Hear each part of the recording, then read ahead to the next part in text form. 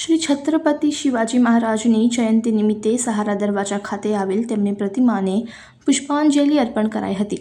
અખંડ ભારતના પ્રણેતા એવા શ્રી છત્રપતિ શિવાજી મહારાજની 394મી જન્મજયંતિ નિમિત્તે સુરતમાં ભવ્ય ઉજવણી કરવામાં આવી હતી.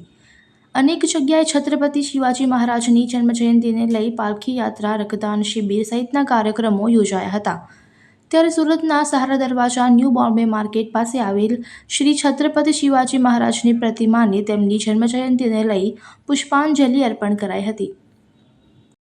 નમસ્કાર, છોટુભાઈ પાટીલ, છત્રપતિ શિવાજી સ્મારક સમિતિ અધ્યક્ષ.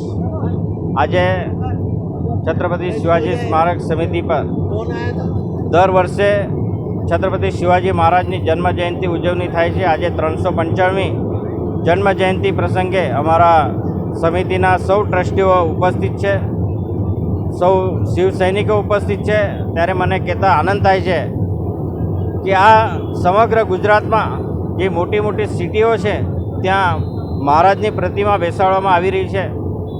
હમણાં મહિના પહેલાં જ આદરણીય સાંસદ, ગુજરાત પ્રદેશ ભારતીય જનતા પાર્ટીના અધ્યક્ષ અને જલશક્તિ મંત્રી આદરણીય CR પાટીલ સાહેબના હસ્તે અંકલેશ્વરમાં અશ્વારૂઢ પ્રતિમાનું અનાવરણ કરવામાં આવ્યું.